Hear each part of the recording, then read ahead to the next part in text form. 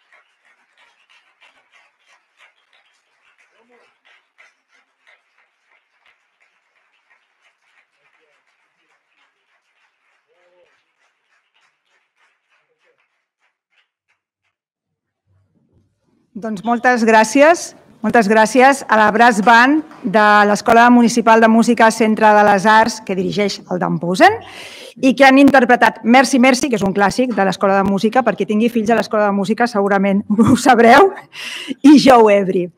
I a continuació continuem amb l'acte, ara ens posem una miqueta més seriosos, això no és que no fos seriós, però era com més lúdic, i a continuació intervindrà l'alcaldessa de l'Hospitalet, Núria Marín. La convidem a pujar a l'escenari.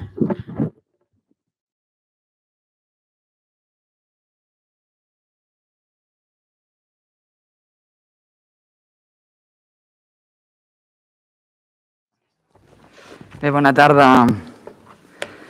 Bona tarda a tots i a totes. Jo també em trec la mascareta, encara que sigui una estona. Vull agrair a la Núria perquè ens feia una mica de memòria que fa 5 anys ens trobàvem en comptes d'aquí al Teatre Joventut, en una sala que habitualment no és massa coneguda, la que diem la sala B d'aquest teatre, fent a l'Auditori Barradas un acte, jo crec que molt emocionant. Abans amb la Merche estàvem parlant que va néixer la criatura i que després d'aquest temps, ara ja fa 5 anys. I per tant, avui té tot el sentit del món que fem aquest acte per fer una mica de balanç del que vam signar, d'aquell compromís que vam adquirir entre tots, on som i cap a on anem. També volia, si em permeteu, saludar a Fernando Trujillo, que es la persona que después nos hará la conferencia y que en todo caso le quiero agradecer. Él es profesor de la Universidad de Granada y creo que nos hablará de la importancia que es para toda la sociedad el consenso, el acuerdo, el pacto, que creo que es la forma que hemos de realizar las cosas. I m'ha hecho permitir-me, com estem així una mica en confiança i en família, m'ha fet il·lusió veure el DAM i els nois i noia, en aquest cas, que han actuat, perquè ara feia molt que no els veia i he vist que ha passat el temps perquè al DAM li ha crescut molt la barba, no sé si us heu adonat, però jo crec que no se l'ha tallat des que vam començar la pandèmia, però en tot cas és un plaer compartir també amb una de les joies d'aquesta ciutat, aquesta Escola de Música i Centre de les Arts, un projecte que vam començar a fer-lo realitat ja fa un munt d'anys, fa 16 anys. Ara li preguntava al David, diu, David, quants anys fa? I ara em deia, l'any passat vam fer 15, doncs 16. Doncs 16 anys, como se dice vulgarmente, con una mano delante y la otra detrás, amb poc espai físic per realitzar aquest projecte, però amb molta il·lusió, moltes ganes i amb un projecte que era necessari aterrar a l'Hospitalet. I avui estem aquí per fer aquest balanç, un balanç de 5 anys del Pacte Local per l'Ocupació i un pacte que és, com és lògic, fruit del compromís i del consens. Una suma d'esforços, ho comentava la Núria Toril, que està per aquí, que també s'ha de dir que ella sempre és un entusiasta de l'Escola de Música i Centre de les Arts, jo crec que com a alumna, mare, en fi, com a mare sobretot d'aquesta història d'èxit.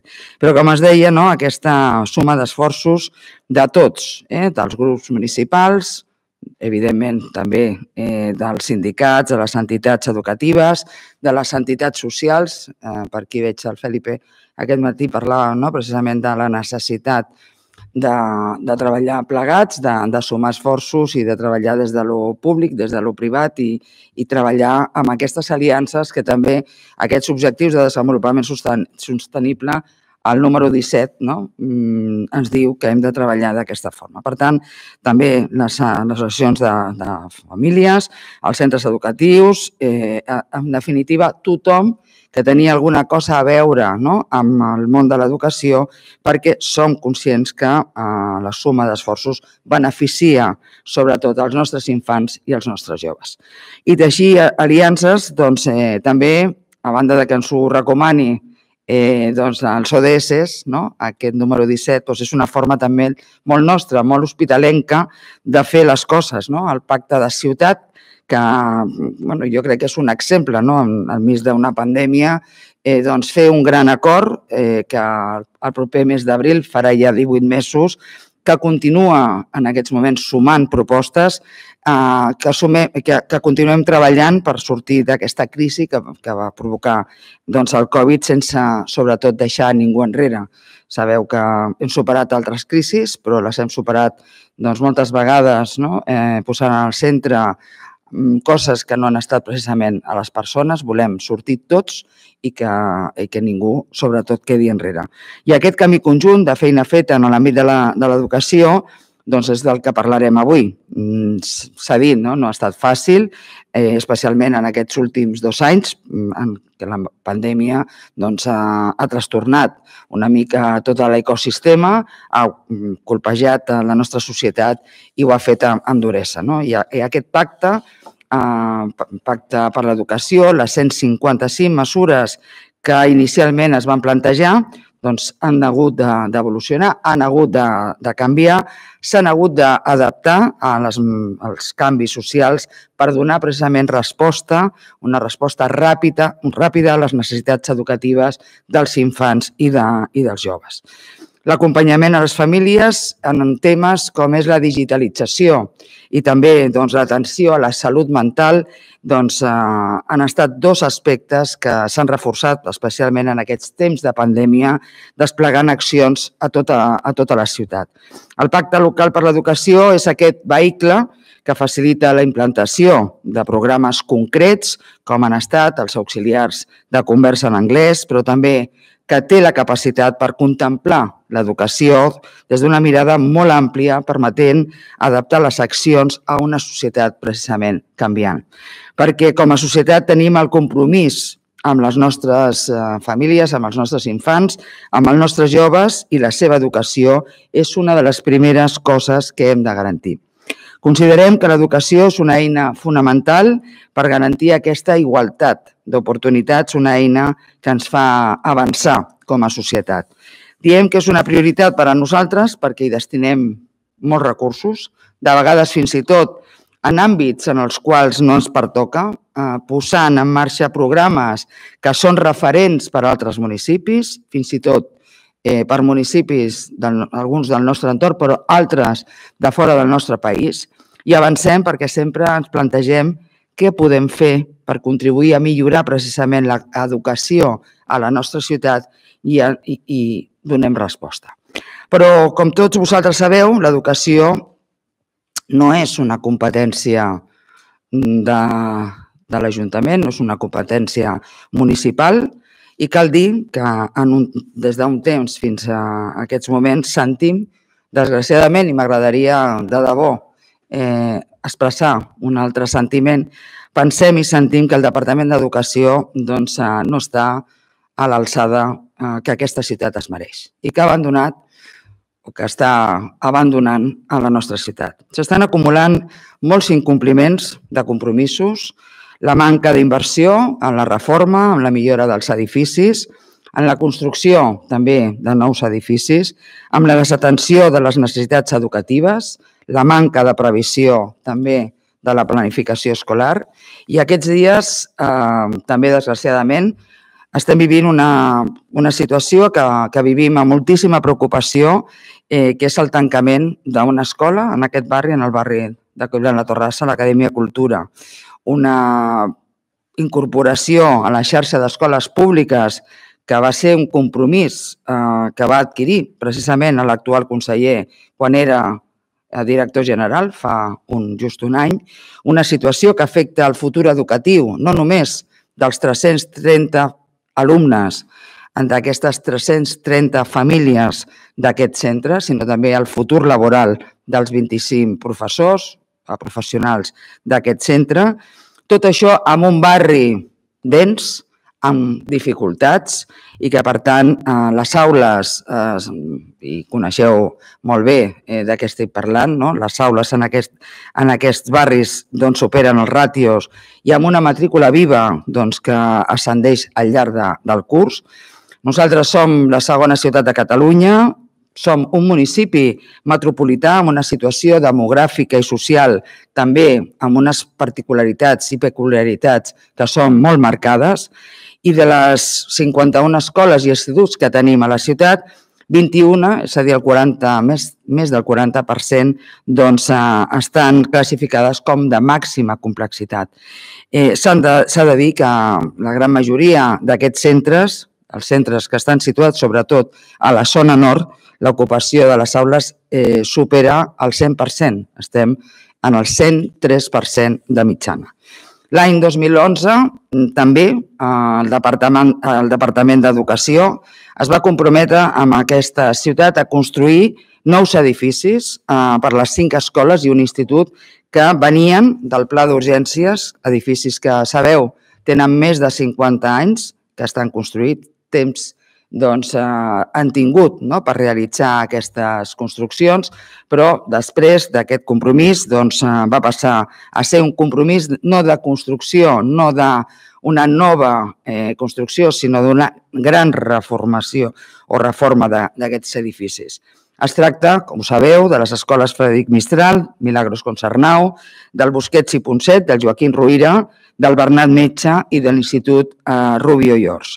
En aquests moments, avui encara estem esperant que els pressupostos incloguin des de la substitució de la coberta de fibrociment del Frederic Mistral fins a la construcció de la cuina del Joaquim Ruyra, que abans comentàvem, o la renovació de les calderes. Aquestes reformes no les ha fet el departament, les ha fet l'Ajuntament. A hores d'ara necessitem, encara, estem esperant la construcció de 3 noves escoles a la nostra ciutat. Una al barri de Collblanc Torrassa, una a la Florida i una altra al barri del Centre. I 3 escoles bressol noves. I en positiu, perquè tot no ha estat negatiu, podem dir que l'escola Ernest Lluch començarà el proper curs en el nou edifici que s'està acabant de construir al carrer Montseny. Necessitem també que els nostres infants i els nostres joves que han anat a una altra població siguin atesos a la nostra ciutat, molts d'ells d'educació especial. Sabeu que només disposem de 26 places al Centre Escorça i de 112 a l'Ester Cambori. Una feina magnífica que estan realitzant aquests centres, però necessitem, ens cal un nou centre a la nostra ciutat perquè els nois i noies que es troben en aquesta situació i sobretot també les seves famílies no hagin de sortir de la seva ciutat per ser atesos i perquè puguin realitzar allò que és imprescindible i que és necessari. Per tant, necessitem, que encara no s'ha produït, això el David Quirós ho podria explicar molt millor que jo, ja tenen els espais adequats per fer aquesta nova escola, però encara no hi ha ni projecte ni pressupost perquè es pugui realitzar. Per a nosaltres la visió educativa té una visió que abasta a totes les etapes escolars, perquè a totes elles hem de garantir la igualtat d'oportunitats. Tenim, abans ho deia, un programa pioner que ha estat un model d'èxit, com és el programa d'auxiliars de conversa en llengua anglesa, en què cada curs l'Ajuntament destina recursos importants perquè això sigui possible. També tots els centres públics formen part d'aquest projecte que li diem Tàndem, coneixeu els que us dediqueu a aquestes qüestions, una iniciativa referent també en el camp de les arts, amb la cultura, amb la ciència i també uns projectes que estan molt ben valorats per part dels centres educatius, per part dels alumnes i per part de les famílies. No parlem de l'EMCA, de l'Escola de Música Centre de les Arts. Aquesta és la joia una mica de la corona. Us deia que aquest va ser un projecte que es va iniciar fa ja molt de temps, però que ha estat un projecte referent i que ha estat imprescindible per democratitzar l'estudi de la música a tots els milers i milers de nens i nenes que al llarg i de no tan petits, que al llarg d'aquests 16 anys han tingut l'oportunitat d'estudiar en el nostre centre referent. En aquests moments són més de 2.000 els alumnes que cada any cursen estudis en la nostra escola. Però també les necessitats educatives, també dir-vos que no ens limitem només a parlar de la primària o parlar de la secundària o parlar de l'educació infantil. Són moltes més les preocupacions que també s'han abocat en aquest pacte per l'educació que vam signar. Una altra de les prioritats és l'aposta per la formació professional, ampliant, evidentment, les places que s'oferten per ajustar aquesta oferta formativa a la demanda de l'ocupació de la nostra ciutat a través d'aquesta taula de la formació professional. També la formació professional és, d'alguna forma, un dels greuges que tenim com a ciutat. Encara no tenim allò que hem plantejat de forma reiterada davant de la taula del conseller, per tant, no està evolucionant de la forma que a nosaltres ens agradaria. Jo vull acabar perquè crec que és evident que ens podem felicitar. Crec que després de 5 anys de feina vam aconseguir fer un pacte. Hem anat desenvolupant, abans li deia al David, només s'ha aconseguit allò que ha finançat l'Ajuntament i algunes coses que han pogut realitzar des d'altres administracions, però no tirem la tovallola i hem de continuar treballant plegats. La setmana passada, no sé si algú de vosaltres va tenir l'oportunitat, però jo sí que vaig assistir a la conferència que va realitzar el president de la Generalitat, Pere Aragonès, i de tot el seu discurs, la veritat és que em quedo, no diré només, però per mi la frase que més em va agradar va ser una que deia: un país sense escola és un país sense futur. I comparteixo el 100% d'aquesta afirmació i, per tant, aquest pacte del que avui estem passant balanç és un gran exemple. S'ha de fer, hem de fer possible que l'escola, en una ciutat com l'Hospitalet, perquè l'escola i el barri i la ciutat tingui futur, hem de començar precisament per tenir una escola de primer nivell. A tots vosaltres, a la comunitat educativa de tota la ciutat, us vull agrair l'esforç, el compromís amb aquesta escola, l'escola pública, una escola de qualitat i un projecte en el qual tots som necessaris i tots col·laborem per fer que la nostra ciutat sigui una ciutat educadora, que és, en definitiva, el que ens mou a tots i a totes. I sí que molts ànims. Aquest balanç m'agradaria que hagués estat molt més positiu, però crec que l'esforç que hem realitzat, malgrat la pandèmia, malgrat les dificultats, ha estat un esforç important i, en definitiva, hem de treballar per fer costat als nostres alumnes i, sobretot, també a les seves famílies. Per últim, dir-vos que ànims i que ens teniu, ens heu tingut, ens teniu i ens tindreu al vostre costat. Moltes gràcies.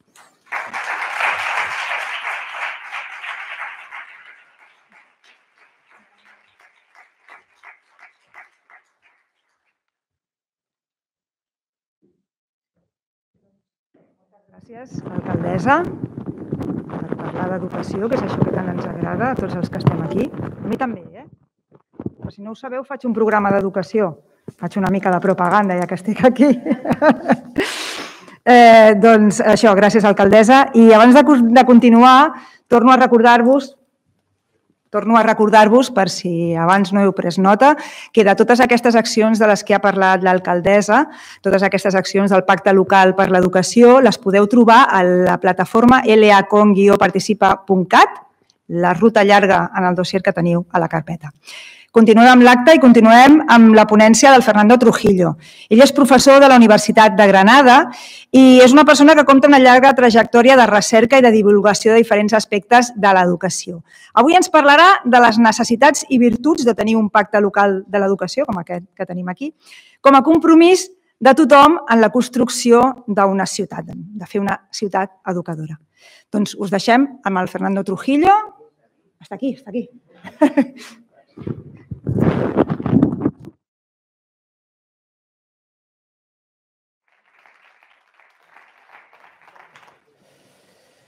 Bueno, realmente tenía muchísimas ganas de estar aquí. Bueno, también de hacer este gesto y quitármelo y hacer otro que hacía mucho tiempo que no hacía en público. A ver si yo soy capaz de quitarme la mascarilla y no fastidiar mucho el cable. Pues tenía muchas ganas. Tenía ganas de saber hacerlo. Alcaldesa, por eso yo no seré alcalde nunca, porque no puedo ni quitarme. Esto tiene su complejidad. Ay, ya he podido, alcaldesa. Lo mismo llego a teniente de alcalde, ¿ves? Bueno, teniente de alcalde tiene su cosa, ¿eh? Tenía muchas ganas de quitarme la mascarilla y poder peinarme. Hacía tanto tiempo que no me peinaba en público que ya casi lo había olvidado. Bueno, tengo esta primera diapositiva. Realmente cuando hice la primera diapositiva pensé, la primera diapositiva casi lo hice todo, porque vaya título que se nos ocurrió, ¿verdad? Creo que si leen ustedes el título, ya a partir de ahí podría yo casi quedarme callado. En realidad, la primera diapositiva, más allá del título, es bastante irrelevante. La importante es esta. De verdad que muchísimas gracias por la invitación, gracias por supuesto al Ayuntamiento y gracias a todas y a todos ustedes por estar aquí, porque entiendo que la mayoría de vosotras y de vosotros pues estáis vinculados con la educación y por tanto habéis estado trabajando esta mañana. Yo he tenido la oportunidad de ir a un par de centros hoy, mañana iré a otro par de centros porque esa era un poco la condición sine qua non. Es decir, voy al Hospitalet, pero si me dejáis ver coles y ver un poco qué está pasando. Y realmente también es un honor hablar con vosotros y con vosotras.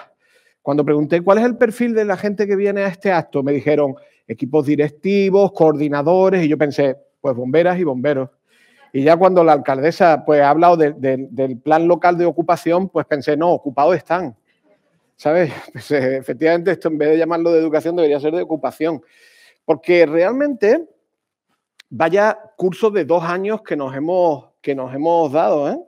¿No tenéis un poco esta sensación de que el curso ha durado 700 días? ¿No? Yo tengo la sensación de que empecé un curso 2019 medio normal y llegó ese marzo y alguien dijo, sigue trabajando un par de años más, pero sin que haya pausa. Realmente han sido probablemente 2 de los años más, sin lugar a dudas, raros de nuestra vida profesional, probablemente duros de nuestra vida profesional. Y creo que además en estos 2 años, pues la ciudad seguía viva, porque la ciudad nunca para, la ciudad nunca deja en suspenso sus necesidades, nunca detiene el devenir de los problemas, nunca espera a que nosotras y nosotros pues resolvamos nuestras tareas para después pues arrancar de nuevo.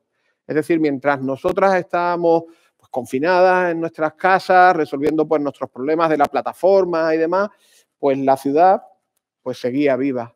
Y también seguía en construcción. Me parece realmente interesante pues, que el pacto local no quedara en suspenso, sino que, bueno, pues de alguna manera siguierais pensando cómo hacer que este pacto local por la educación siguiera vivo cuando todo el resto de la estructura social pues, parecía que estaba hibernando hasta cierto punto. Realmente me parece en ese sentido muy significativo estar aquí. Yo una de las tareas a las que dedico mi tiempo es a pensar sobre Ciudad Educadora, a intentar ayudar a distintas ciudades a que hagan lo que habéis hecho vosotras. Y me parece muy interesante, esta es una cita del año 2008, en la cual se nos decía, ¿esto de Ciudad Educadora de qué va? Pues fijaros, 3 pilares. El primero, buena comunicación. El segundo, participación. Y el tercero, evaluación. Pues esta es la primera vez que estoy en un acto de evaluación. No he estado nunca en un acto como este. Y por eso cuando me invitaron, pues rápidamente dije que sí. Después también dije lo de quiero ir a los coles. Porque es muy extraño esto que está pasando hoy aquí. No sé si tenéis sensación de que es extraño o no. Pero normalmente nunca nos tomamos el tiempo para respirar, para decir, ¿qué tal? ¿Cómo vamos? Y a partir de ahí seguir caminando. En este sentido, este acto es muy especial. Pero además, este acto que nos permite, bueno, pues ver qué ha pasado en estos 5 años, Es verdad que quizás ahora en este momento, en esta situación especial que vivís, pues a lo mejor la mirada es un poco dura, como ya nos ha contado la alcaldesa, pero han sido 5 años de trabajo, de logros. Yo he estado mirando con mucho detalle la evaluación, hay un porcentaje muy razonable de actividades que se han puesto en marcha, un porcentaje muy razonable de actividades que se han implementado de manera razonable e incluso un porcentaje muy amplio de actividades que ya han finalizado y que han tenido su recorrido vital. Es decir, no es solo el momento del balance, es también el momento de decir, vamos bien, sigamos otros cinco años. Pero no podemos dejar de ver que todo esto ocurre en un contexto de doble crisis. La más cercana, una crisis sanitaria como no habíamos previsto, como nadie había imaginado, y por eso no teníamos los recursos para sobrevivir a ella sin que nadie sufriera más de la cuenta. Y por otro lado, la prolongación de una crisis que ya parece que no existe, pero que está ahí, que es la crisis socioeconómica del año 2008. Veréis, cuando me invitaron a venir a hablar con vosotras y con vosotros y intenté visualizar en qué momento estamos, pues no oculto lo que soy. Yo soy profe de inglés. Ese es mi trabajo real, ser profe de inglés. Tengo unas ganas ahora de poneros de pie y cantar aquello de head, shoulders, knees and toes. Tengo unas ganas. No lo voy a hacer. Todavía. No digo yo que al final no soy yo de cantar y bailar. No soy ese tipo de profe de inglés. Soy de los sosos, de los que todavía leen a Dickens. ¿Leemos un poquito de Dickens? Creo que leer a Dickens es algo que deberíamos hacer pues, una vez al mes. Quizá un poco más, pero como mínimo una vez al mes. Y fijaros lo que nos decía Dickens para entender nuestro tiempo. Era el mejor de los tiempos, era el peor de los tiempos. La edad de la sabiduría y también de la locura. La época de las creencias, la época de la incredulidad. La era de la luz, la era de las tinieblas. La primavera de la esperanza, el invierno de la desesperación. Todo lo poseíamos, pero no teníamos nada. Siglo XIX y nosotros en el siglo XXI. Y sin embargo cogemos este fragmento con el cual arranca aquella historia de 2 ciudades y podríamos aplicarla a nuestra realidad. Esta sensación de lo tenemos todo y a veces no tenemos nada. Y rápidamente, un 14 de marzo, nos dicen todo el mundo a su casa y parece que el castillo de naipes en el que confiábamos tanto, pues de alguna manera se desvanece y nos faltan pues cuestiones que parecíamos que estaban garantizadas. Bueno, pues creo que a partir de hoy, y para afrontar los 5 años que tenéis por delante, hay que mirar de una manera distinta. Os he traído esta cita de Angela Davis, que es una importante activista afroamericana, una pensadora del feminismo negro realmente interesante. Fijaros lo que nos dice y cómo se podría aplicar a este momento raro que vivimos. No nos queda otra alternativa más que seguir siendo optimistas. El optimismo es una necesidad absoluta, aunque solo sea el optimismo de la voluntad y el pesimismo del intelecto. Pues sí, es verdad, muchas veces sabemos que no tenemos los mejores mimbres, todos los recursos, el tiempo necesario, pero no hay otra alternativa al optimismo. Porque fuera del optimismo lo que está es la parada, lo que está es la hibernación y no nos la podemos permitir. Lo que sí tenemos que aprender un poco, o aprender todo lo que podamos. Boaventura de Sousa Santos, un pensador de la Universidad de Coimbra, portugués, pero con una amplia perspectiva global, nos dice que el coronavirus ha sido como un pedagogo cruel, que ha señalado con el dedo todo lo que estaba funcionando mal o todo lo que no estaba al nivel que nosotras creíamos que debería estar. ¿Y qué nos ha enseñado en relación con el ámbito que aquí nos compete, en relación con educación? Bueno, pues que había 4 problemas fundamentales que creíamos que estaban superados. En primer lugar, comprender que lo importante es el bienestar físico y psicológico de los individuos, de cada una de nuestras chicas y chicas, del profesorado, de sus familias. Comprender que si no estás bien, todo lo demás es secundario. Pero a partir de ahí, Pues comprender que inclusión y desigualdad no pueden ser una realidad estructural, que no podemos aceptarla como una condición inevitable, sino que son factores contra los que tenemos que estar permanentemente en lucha, con todo lo que dé el cuerpo, con todos los recursos, con toda la sabiduría que tengamos. Y para eso, las herramientas pues no eran magia de Harry Potter, ni tenía que venir Hogwarts a iluminarnos. Las herramientas son currículum y, durante el tiempo de confinamiento, tecnología. Y resulta que tampoco estábamos absolutamente seguros de tener estas dos herramientas a nuestra total disposición. Y sin embargo, creo que seguimos sintiendo que la educación es la única manera de vivir en esta historia de las dos ciudades dickensianas. Es decir, ¿cómo vivimos con este nivel de incertidumbre sin educación? Y sin que la educación sea realmente una herramienta de pleno derecho. La educación es un derecho, la educación es una responsabilidad. Y además estas dos palabras nos afectan a todos y cada uno de nosotros.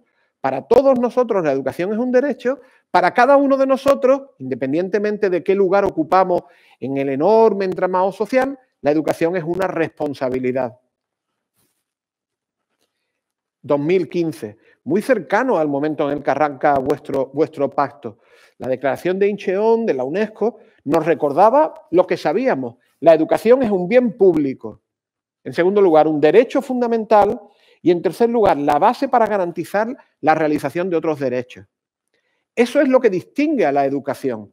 Sin educación, las puertas para muchos otros derechos se cierran. No tenemos acceso a derechos fundamentales cuando se cierra la educación. Esa era la preocupación de muchas de nosotras y muchos de nosotros ese 14 de marzo. Porque nos dimos cuenta que en ese momento, cuando se nos manda a las casas para poder protegernos del virus, pues un porcentaje extrañamente no conocido de entre el 10, 15, en algunos territorios de hasta el 20% del alumnado, de repente perdió el derecho a la educación. Y sin ese derecho, perdían muchos otros derechos. Pues bien, yo creo que todas las que estamos aquí sabemos que ese derecho, que esa lucha constante, diaria, la escuela la lleva inscrita en su ADN. No hace falta explicársela a la escuela. Quizás habrá que, bueno, pues rodearla de las mejores circunstancias para que desarrolle lo que ya lleva en su código genético. Lo que ocurre es que un centro educativo y un centro educativo del siglo XXI es una auténtica obra de orfebrería, es un entramado de mucha complejidad, donde las relaciones sociales, donde la percepción acerca del alumnado, donde la comprensión de su modo de vida, de su cultura, donde el conocimiento y la competencia del profesorado, donde un número intangible muy amplio de variables hace que tengamos éxito o que nos la estemos jugando. Bueno, pues con ese entramado tan complejo, la escuela, desde hace ya muchos años, está diciendo, no podemos solos con la enorme complejidad de la responsabilidad que nos asignáis. Es decir, hay un auténtico SOS de la escuela. Pero en realidad, este SOS es muy antiguo. No sé si alguna vez os habéis planteado dónde arranca la expresión ciudad educadora. Y muchas veces se piensa, bueno, la ciudad educadora arranca en los 90. En realidad no es así. Es decir, el primer lugar donde encontramos la expresión ciudad educadora es en ese informe del año 72 de la Comisión Faugé. Ahí es la primera vez que aparece esa expresión de ciudad educadora. Y desde entonces, desde los años 70, nos estamos diciendo a nosotras mismas, esto no va solo de mejorar la escuela, esto no va solo de la mucha, poca, bastante competencia del profesorado. Esto no es solo cuestión de mandar más portátiles al centro educativo. Esto es algo más complejo. Pero además, fijaros, un libro fundamental en la historia de la educación en nuestro país, el libro de Ortega y Gasset, Misión de la Universidad, escrito y publicado el año 36. No sé por qué pasaría a partir de ahí, que este libro tuvo como problemas, se editó poco. Y fijaros lo que dice y lo potente que es y lo que nos permite comprender vuestra ciudad, mis ciudades, Ceuta, Algeciras, Granada. Es decir, nos permite comprender dónde vivimos. Fijaros lo que dice, principio de educación. La escuela, como institución normal de un país, depende mucho más del aire público en que íntegramente flota que del aire pedagógico, artificialmente producido dentro de sus muros. Solo cuando hay ecuación entre la presión de uno y otro aire, la escuela es buena. En ese sentido, yo pues, me solidarizo con las reclamaciones que puede hacer aquí la alcaldesa. Es decir, creo que todos tenemos que remar en el mismo sentido. Cualquier tipo de disputa que podríamos llamar partidista en torno a la educación, pues al final lo que hace es hundirnos a nosotros mismos. Ortega y Gasset, año 36. Quizás un poco más cercano, pues María José Pérez Triviño, que nos decía en el año 2011, la escuela sigue siendo un espacio educativo privilegiado, construido con una intencionalidad educativa y manifiesta, pero no es la única institución que ha de afrontar sola los retos de la sociedad actual. Bueno, pues una vez que he citado a Ortega y a María José, pues ya no tengo nada más que decir. Se acaba. Sé que puede haberos parecido un poco corta la ponencia, pero la verdad es que intenté darle algunas vueltas, pensé que a partir de aquí puedo contar quizás algún chiste, se acerca el carnaval, yo soy muy chirigotero, no sé si alguien quiere hacerme alguna petición de carnaval de Cádiz, pero ya no tengo más contenido. Esto era todo, gracias por haber venido, disfrutad del pacto y de los próximos 5 años. Bueno, he puesto algunas diapositivas más por si al caso me decía el ayuntamiento que me pagaba por minutos. Y digo, bueno, ¿sabes? Nunca se sabe cómo va este tipo de cosas. Entonces, pero a partir de aquí casi todo es un poco darle vuelta a la rueda de molino, ¿vale? Bueno, en realidad la única pregunta que queda a partir de aquí es, bueno, ¿y dónde está el resto de la sociedad? Porque tengo muy claro dónde está la escuela. Hoy he estado viendo 2. La cuestión es dónde está el resto de la sociedad.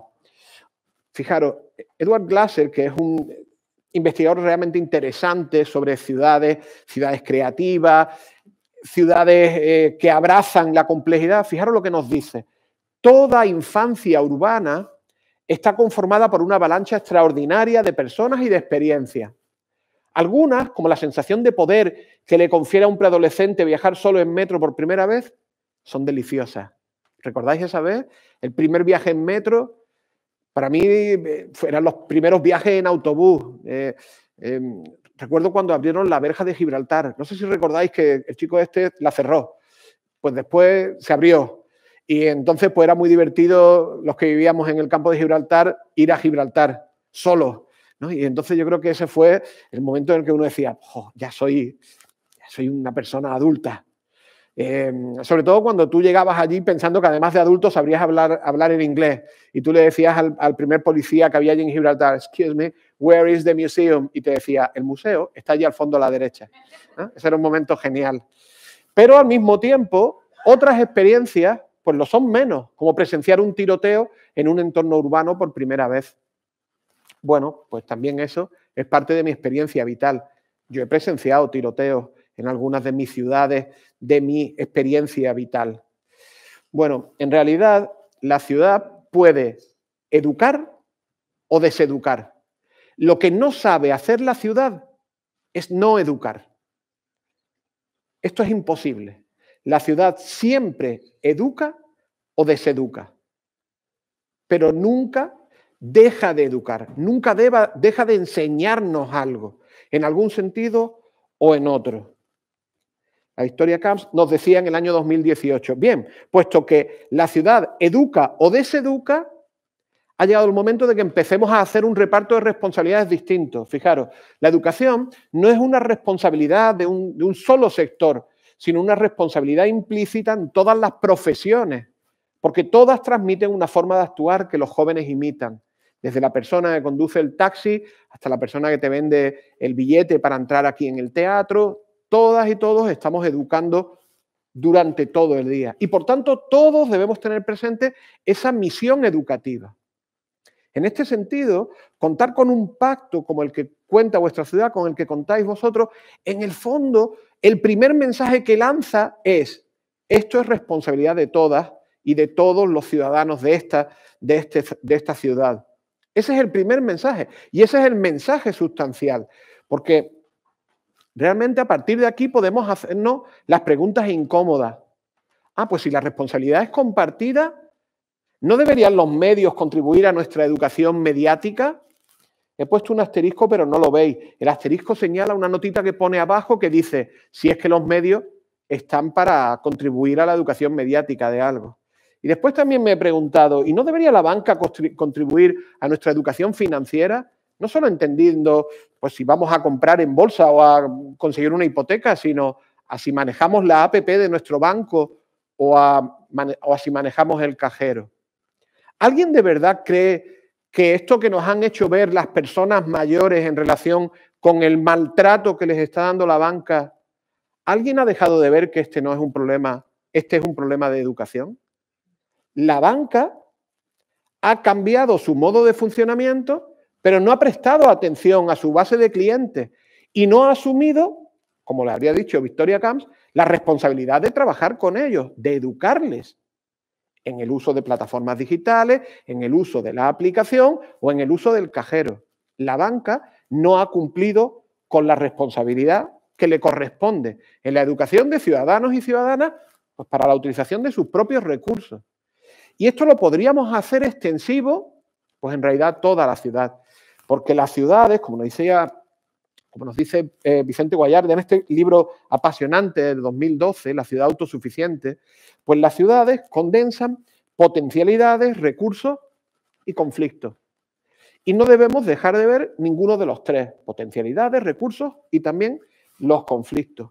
Conflictos, potencialidades y recursos en relación con el entorno natural, en relación con los lugares de ocio y encuentro, cómo gestionamos los espacios públicos y se puede hacer una fiesta hasta las 4 de la mañana y cómo incide eso en la vida y el descanso de las personas que viven en ese mismo bloque. El patrimonio histórico y cómo entre todas contribuimos a preservarlo, la oferta deportiva. ¿Cuánto tiempo nos ha costado darnos cuenta de que cuanta más oferta deportiva hay, menos tiempo pasan nuestros jóvenes en la calle con otro tipo de actividades? ¿Cómo puede ser que no lo viéramos? ¿Y cómo puede ser que no dijéramos, hay que invertir aquí para no tener que invertir en sitios peores? O, por ejemplo, la infraestructura tecnológica. La primera cita que puse en la presentación es de un libro que se llama Ciudad Digital, Ciudad Abierta. Esta mañana, en el paseo que he dado por la Florida, pues hablábamos acerca de la incapacidad que tiene el ser humano de ver los problemas que surgen hoy, pero que no son evidentes hasta 50 años después. ¿Quién iba a pensar en los años 70 que en el año 2020? Bueno, pues hoy hay dos situaciones que ya podemos prever que dentro de 50 años van a ser un problema. La primera es la crisis medioambiental, la segunda es cómo gestionamos lo digital en todos los sentidos. En el sentido de la privacidad, de la seguridad, de tu identidad digital. Bueno, pues empezamos a trabajar con esos y otros problemas o no podremos vivir con comodidad dentro de 50 años. O la propia idea de potencial humano. Fijaros, una cita que ahora sí nos llega desde América Latina, la reflexión sobre ciudades educadoras desde América Latina. Fijaros, la ciudad es educativa per se. De nuevo ese mensaje de la ciudad educa o deseduca, pero nunca deja de educar, ya que es incuestionable que, y enumera conceptos que entran plenamente en la perspectiva educativa, planificación urbana, centros educativos, deportes, cuestiones medioambientales y de salud, económicas y presupuestarias, movilidad y viabilidad, seguridad, servicios, etcétera, etcétera. Bueno, pues aquí es donde empieza la magia de pensar desde la perspectiva de ciudad educadora. Es cuando empezamos a pensar que todos estos elementos tienen potencialidad y son una puerta abierta a aprender y a desarrollarnos. Esa es la diferencia de quienes trabajamos en ciudad educadora y de quienes no han visto que esto sea un elemento sustancial del plano municipalista. Y digamos el segundo nivel es cuando, además de hablar de ciudad educadora, entendemos que la ciudad educadora está sobre todo al servicio de quien más lo necesita. de quien está sometido a más riesgo, de quien tiene más elementos en contra. Porque ayudando a esa persona, en realidad nos estamos ayudando todos. Estamos construyendo ciudadanía integral. Una ciudad es una idea. Es una idea. Porque como están siempre vivas, están en evolución constante, una ciudad es una idea, es una visión. Y en ocasiones esa idea hay que estimularla o a través de eventos o paradigmas, hay que generar pues, que se agrupen todos los ciudadanos y ciudadanas en torno a una visión colectiva. Bueno, pues si unimos esa idea con esta otra idea de Michael Fulham, probablemente el mayor experto mundial en reformas educativas, pues nos sale algo que conocéis bien. Es decir, si unimos esa idea de la ciudad es una idea, perdón por la redundancia, la ciudad necesita a veces algo que cambie su devenir, y lo unimos con esta idea de Fulham, fijaros, la solución final para la reforma educativa es que la gran mayoría de personas del sistema terminen por apropiarse del sistema y se conviertan en agentes de solución. Pues si unimos las dos ideas, en realidad tenemos un pacto local por la educación. Después de leerme toda la documentación y de analizar los informes que me proporcionaron, pensé, bueno, ¿en qué consiste el pacto y por qué el pacto es necesario, positivo y puede servir, como decía la alcaldesa, de ejemplo para otras localidades? Pues porque aúna estas dos ideas. Tengamos una visión y no esperemos a que nos hagan las reformas desde fuera. No esperemos a un pacto nacional, que no va a llegar nunca, y ni siquiera a un pacto de país, a un pacto catalán, porque incluso ese es cada día más complicado. Bueno, pues vayamos a pactos donde estemos jugándonos la piel, donde realmente estemos jugándonos con la convivencia, el entendimiento, donde estemos jugándonos el día a día. Así es como entiendo yo esto que habéis estado haciendo durante estos 5 años. Ha sido el intento de alinear recursos y potencialidad de vuestra ciudad al servicio de la educación de todos los ciudadanos. Y, bueno, y con eso, pues construir capital. Capital es una palabra que, evidentemente, viene del mundo de la economía, pero que hace muchos años que trascendió ese mundo. Ya los trabajos de Pierre Bourdieu en sociología nos hablaban del capital cultural, nos hablaban del capital profesional, un libro apasionante de Michael Fulham y Andy Hargreaves, ¿no? Es decir, ¿cuál es la gran autoridad de la maestra y del maestro? Su capital profesional, su competencia, su capacidad para estar en la clase y gestionarla con profesionalidad. Bueno, pues un pacto como el que tenéis o un concepto de ciudad educadora bien desarrollado, a donde vais a construir ese capital educativo y cultural que se convierte en combustible de bienestar y de riqueza. Le decía justo al entrar al compañero de la televisión local, lo difícil no es definir qué es ciudad educadora. Si alguien tiene interés en leer sobre ciudad educadora, yo puedo llevar ahí en mi portátil, no sé, decenas de artículos sobre ciudad educadora, varias tesis sobre ciudad educadora, varios trabajos de fin de máster sobre ciudad educadora. Lo difícil no es definirlo, lo difícil es construirla. Y ahí es donde tenemos los problemas, porque el sello de ciudad educadora puede estar vacío. Es decir, puede ser un sello que aparezca en soportes, que aparezca en folios, que aparezca en carpetas, pero puede no contener nada. Y yo creo que eso es lo más interesante del pacto que habéis sido capaces de construir. Hay 155 acciones, no son 153, no son 157, aunque hay algunas que se han desestimado, como habéis visto o podéis ver en la documentación. Y además hay razones para desestimarlas. Lo interesante es que seamos capaces de que el concepto ciudad educadora contenga actuaciones reales. Esto ya lo adelantó también, perdonad la cita a autores británicos, pero bueno, que cada uno tiene sus defectos. Yo me caí cuando era chico, me di el golpe aquel, que fue duro y bueno. Lewis Carroll, final del 19, ¿os acordáis cuando Alicia le pregunta al gato, ¿pero cómo voy? Y el gato le dice, hombre, pues depende de a dónde quieras ir. Bueno, pues en realidad esa es la clave para cómo desarrollar el concepto de ciudad educadora. Dime dónde quieres llegar y pensamos las actuaciones que tenemos que poner en funcionamiento. Porque si no puede ser que el movimiento pues, nos tenga entretenido, pero no nos lleve hacia ningún lado. Si no hay un proyecto educativo de ciudad que nos oriente, que aporte esa visión, pues entramos en el ámbito del activismo. O en la colección de actuaciones, que también ocurre en muchas ciudades educadoras. Tenemos 60 actuaciones. ¿A dónde os llevan? Bueno, pues estamos buscando el sitio a donde queremos ir. Y esto, claro, evidentemente es un problema, porque no vale ser ciudad educadora para llegar a cualquier sitio ni de cualquier modo. Ser ciudad educadora, y yo creo que esto también hay que grabarnos, nos lo tenemos que grabar, nos lo tenemos que tatuar. Yo lo llevo tatuado en la espalda, ahora si queréis os lo enseño, ¿vale? Yo esto lo hago mucho en las presentaciones, acabo quitándome... No, esto no es verdad.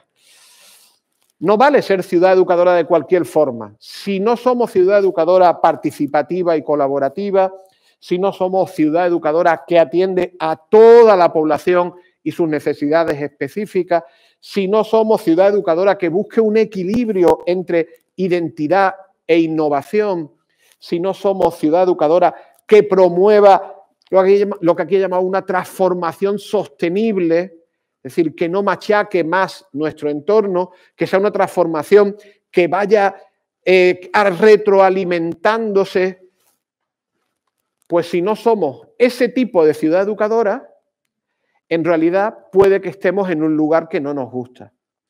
No sé si conocéis esta interesante investigación. Este es un modelo del profesor Muñoz, pero que está citado en un artículo del año 2012 de Muñoz y Gairín. No sé si, por supuesto, quien quiera cualquiera de las referencias que cito, solo tiene que pedírmelas ahora y se las paso. ¿Qué tipo de municipio sois vosotros? Porque se puede ser ciudad educadora de muchas maneras distintas. Se puede ser un municipio que en educación se desentiende. Esto no es nuestra competencia. A ver qué hacen, ¿eh? A ver qué es lo que hacen, porque competencia no, ¿eh? Y te sacan las normativas y las tal y te dicen, mira lo que dice la Federación de Municipios, que competencia no es. Y el municipio pues se desentiende. Mantiene, pinta, a veces ni siquiera da esplendor, ¿vale? Pero hay un paso por encima, el municipio que cumple. Y entonces te dicen, ¿qué dice que tengo que hacer? Esto. Vale, pues yo lo voy a hacer. Pero no me pidas que dé ni un paso más. ¿Vale? Es que surge esta nueva necesidad, porque claro, esa normativa es del siglo XX y estamos en el siglo XXI. Chicos, hay que ver lo que son las cosas. A mí no me pidas más. Y entonces cuando te empiezan a decir los problemas presupuestarios, los problemas de este tipo, los problemas de otros, pues con los mismos mimbres, porque al fin y al cabo casi todos los municipios tienen los mismos mimbres, pues también hay municipios que se comprometen e incluso municipios que transforman. Es decir, que no están dispuestos a aceptar una realidad como inalterable, una realidad como la realidad que tenemos que mantener. Municipios que están dispuestos a cambiar el statu quo de convivencia, de bienestar, de vida de sus ciudadanos y ciudadanas. Bueno, para mí, ninguno de los municipios en el paso 1, 2 o 3 se desentiende, cumple o si acaso se compromete, deberían ser ciudad educadoras. Una ciudad educadora tiene que tener una visión de transformación, porque si no, no hagas el esfuerzo, no tensiones, no generes el movimiento, porque nos estaremos engañando a nosotras mismas y a nosotros mismos. La visión de una ciudad educadora tiene que ser transformadora. Lo que ocurre es que para eso hay que conocer bien el terreno, hay que saber realmente cuáles son las piezas que tú puedes mover, hay que hacer mapeo de activos. Esta mañana yo en uno de los paseos, en una de vuestras oficinas, en la que se dedica para el plan de, ahora es cuando uno se equivoca y tal, pero bueno, el plan de reactivación de los bloques de la Florida, ¿lo he dicho medio bien? Sí, aceptable. Hay que pensar que vengo de Cádiz, volé ayer, había overbooking, bueno. Bueno, pues ¿qué es lo primero que me han dado? Un mapa de activos. Un mapa de activos. Es decir, esto es lo que tenemos. Vamos a trabajar con esto. Y realmente me parece que eso es lo que nos permite entender qué es una ciudad. ¿Qué es una ciudad?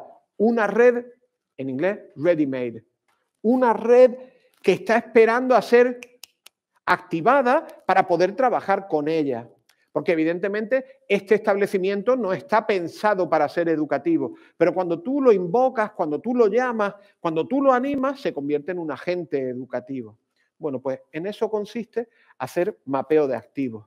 ¿Qué son activos de aprendizaje? Bueno, pues activos de aprendizaje son recursos presentes en el contexto escolar, porque está en su código genético, o en el entorno urbano, y que pueden ser usados consciente o inconscientemente para mejorar el bienestar, para mejorar el desarrollo personal, para mejorar la convivencia de una ciudad. Sabiendo siempre que a los activos de aprendizaje tenemos un acceso pues no igualitario.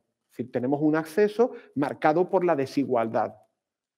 Entonces, ser ciudad educadora consiste en movilizar los activos de aprendizaje luchando contra el acceso desigual a estos mismos activos.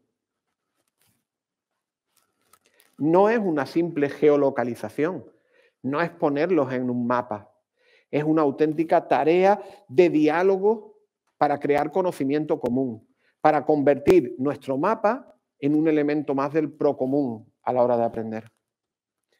En conclusión, bueno, esta diapositiva en realidad la pongo siempre a la mitad de la ponencia, porque si alguien está dormido, cuando digo en conclusión como que se despierta, ¿vale?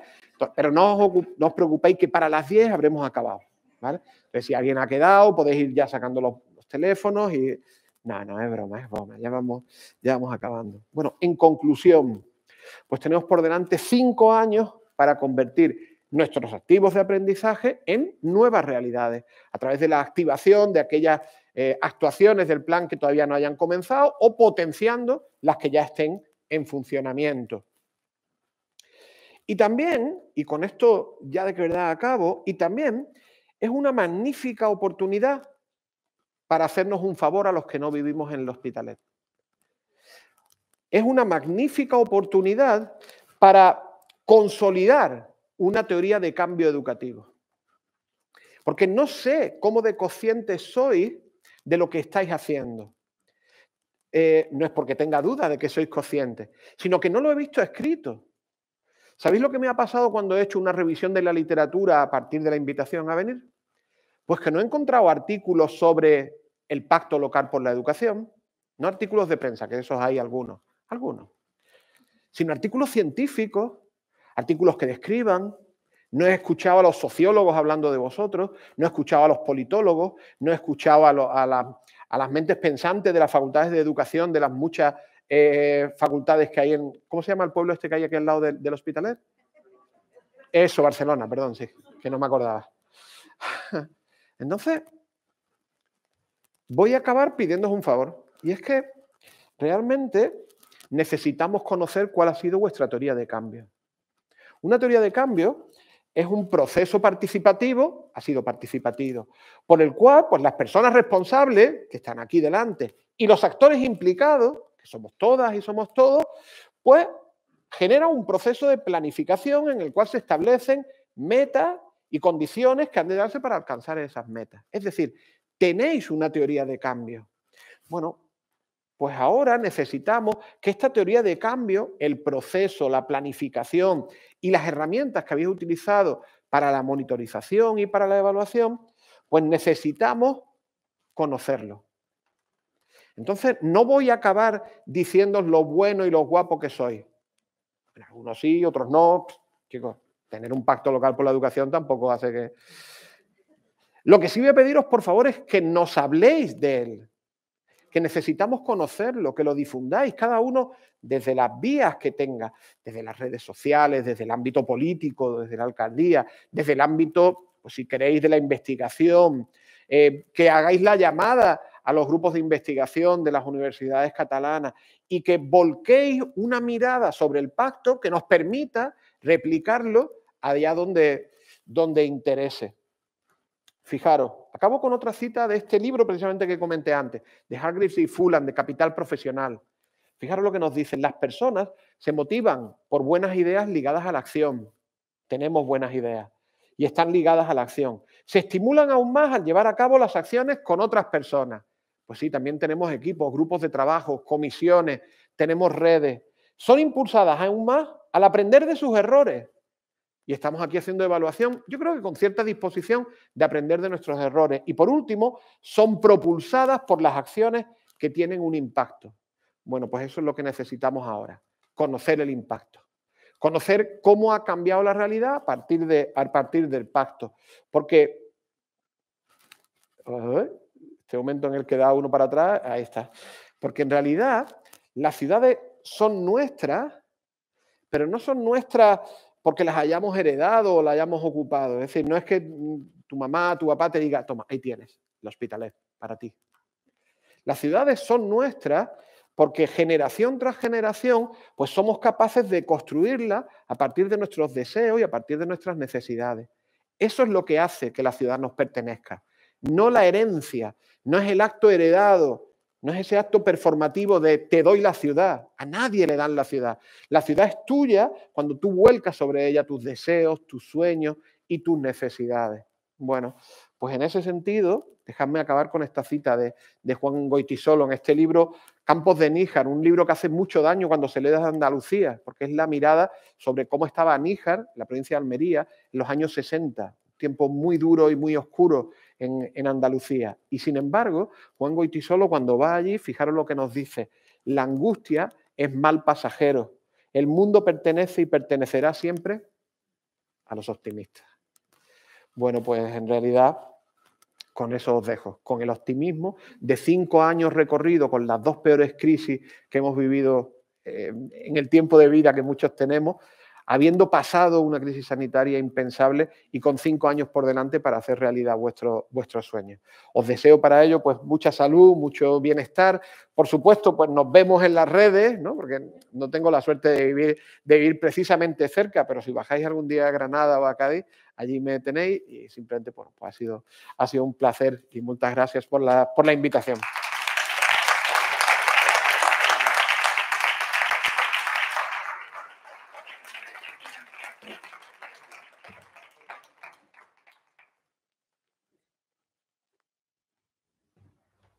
Muchas gracias, Fernando, por todas estas cosas que nos has explicado. Me quedo con 4 o 5 ideas. El valor de la ciudad educadora, la ciudad educadora como transformadora, la ciudad educadora contra las desigualdades, la responsabilidad que tenemos todos como miembros de la ciudad en hacer una ciudad educadora, en la necesidad de difundir... Uy, estoy hablando en castellà. Bueno, ya acabo así, ¿no? Vale. En la necesidad de difundir lo que hacemos aquí, en Hospitalet como ciudad educadora, y en que tenemos que ser optimistes. Moltes gràcies a tots per acompanyar-nos aquesta tarda en aquest acte d'avaluació dels 5 anys del Pacte Local de l'Educació i espero que ens veiem d'aquí a 5 més, quan portem els 10. Gràcies a tots.